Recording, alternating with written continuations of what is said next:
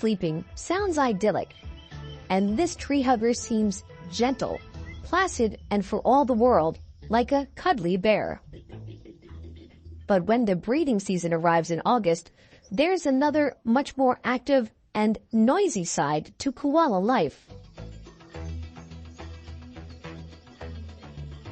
The koala's keen sense of hearing is put to good use in the eucalypt forest. Males issue sounds with a mixture of grunting, burping bellows. The noise is 20 times lower in pitch than the koala should be able to produce, a fact that has baffled researchers. But recent studies have found the answer. Koalas have 2 sets of vocal cords, unlike any other land mammal. The deep resonating calls of male koalas can penetrate far across the forest, advertising his social and physical position to females. Koalas are mostly solitary and avoid interactions where possible. Male koalas have home ranges that stretch over 4 acres. Some of these territories may overlap. A mature male has a gland on his chest that secretes a dark, sticky substance. He rubs the odor on trees in the overlapping areas. In this way, koalas use the sense of smell to communicate their presence to rival males by scent marking their boundaries.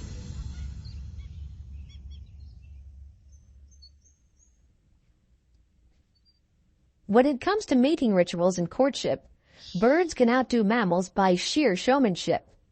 The avian world has all manner of visual and vocal displays to attract attention and impress. Lyrebirds shake their tail feathers like a Las Vegas showgirl. Mannequins moonwalk like Michael Jackson.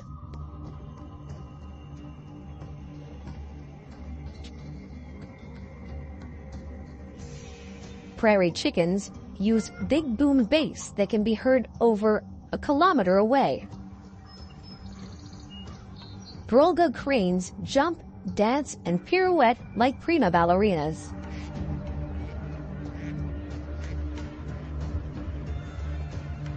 And Magellanic penguins bill tap and flipper pat like Bavarian slap dancers. The sooty tern is another avian groover. Noisy and gregarious at breeding sites, they form large communities on rocky islands.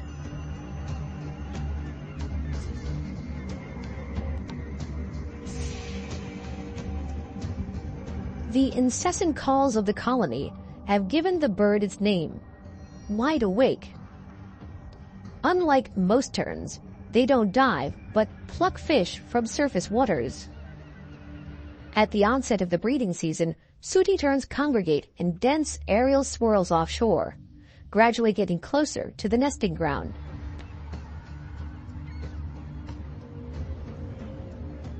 Courting pairs engage in high flights. They ascend to great heights, then glide rapidly down to sea level.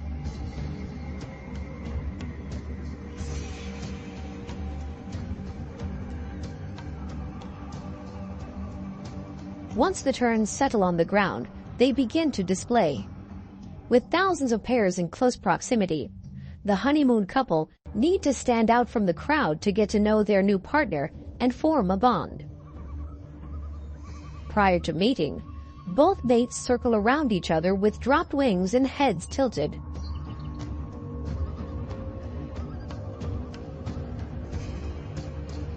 Sooty terns are monogamous, and this visual display serves to form a strong relationship, necessary to rear young over the coming weeks. Once the pair is formed and eggs are laid, both parents take turns incubating the eggs in shifts. When the chick hatches, foraging duties are also shared and sound sense plays a part. Adults call from the air as they come back to feed their chicks. The chick recognizes its parents' voices and calls back. They continue calling until the chick walks out to meet them, and the family share a fish supper.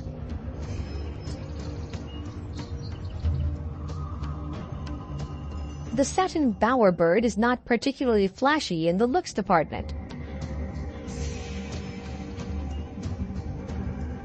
but it does have a unique way of getting attention.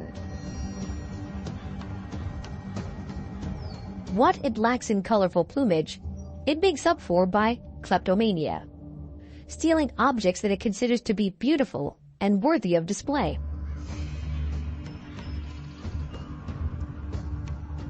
This bird weaves a bower with thin twigs in an area to present its treasure for public viewing. The bowerbird is hoping to catch the eye of a passing female.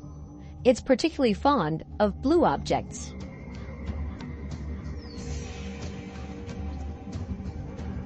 Different species have different color preferences, and researchers are trying to find out why. One theory is that bowerbirds choose the pigment that best complements their own coloring. The hard-working house husband spends a great deal of time arranging and rearranging his collection. He's meticulous at maintaining his design. When a big bird, like a brush turkey, comes wandering in, trampling his interior decorating, the poor male has to start again.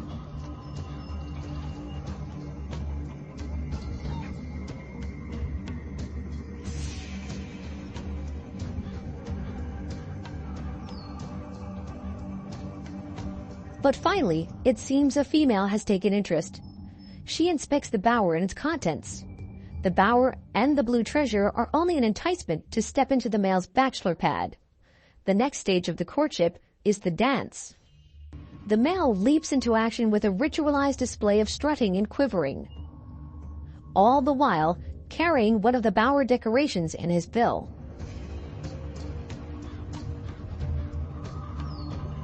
To add to the assault on the female's visual senses, the male accompanies his routine with a variety of mechanical-sounding calls.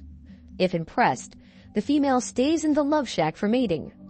Then she will leave to begin nesting duties on her own, while the male readies himself for courting new girlfriends. Communicating accurate information is important if you want to get the girl. But there are animals that send out messages which are far from the truth. Some predators deceive their prey to make capture easier. The alligator snapping turtle sits on the bottom of a pond waiting. He eats gambusia fish, which feed on mosquito larvae. Weighing up to 90 kilos, this reptile is one of the largest freshwater turtles in the world. The secretive, sluggish creature spends most of the daylight hours hiding. Moving fast isn't in his repertoire. The turtle doesn't seem capable of catching swift-moving fish like the gambusia, but it has a cunning strategy. It lies in wait with jaws wide open. On the bottom of the mouth is a worm-like lure, which it wriggles to entice unwary prey. The powerful, sharp-edged jaws are capable of severing a finger, and the fish stands little chance of escaping. This is predator-to-prey communication, and visual trickery is the name of the game. But the title of Master Trickster should go to this creature.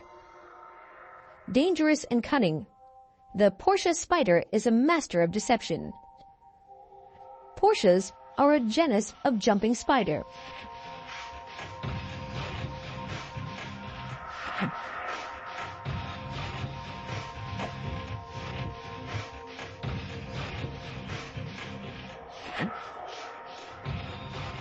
Its favorite food is other arachnids, like this one, a green water spider called a hygropoda, which produces mat-like webs on leaf surfaces. The non-sticky silk doesn't snag prey as such. The web serves more as an arena for the fast-acting hunter to capture its dinner. The slightest movement is a critical attack cue. With stabbing fangs, hygropoda is a lethal adversary for a predator. But the jumping spider is not deterred. Using a remarkable hunting tactic, it exploits the water spider's sensitive detectors. The hunter slowly approaches the web of its prey, Moving its legs along the web, the Portia plucks the silken strands as it goes. It's not just testing for movement, but delicately strumming the threads to arouse the web owner's curiosity. With stealth as a weapon, the jumping spider is mimicking its victim's prey. This unique cryptic stalking is a remarkable strategy. But that's not all. Portia spiders are astounding scientists with their range of hunting behaviors. Their strategies alter depending on the species of prey in question. These redback spiderlings are defenseless against the Portia's cunning. They can improvise their tactics in unfamiliar situations and remember the technique. Researchers don't understand how a creature with such a small brain can seem so intelligent.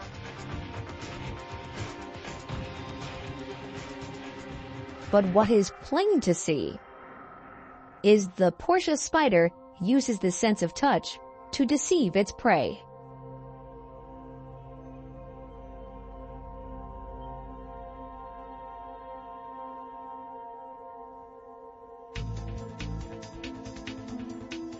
The senses are the stars on animal supersenses.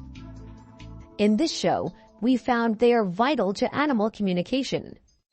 Visual displays depend on sight. Vocal performances rely on hearing. And scent trails trust in the sense of smell to deliver a message. Without senses, animals couldn't communicate. They would be isolated and struggle to survive. Senses truly are sensational, as we've seen. Find out more amazing powers of animal perception next time on Animal Supersenses.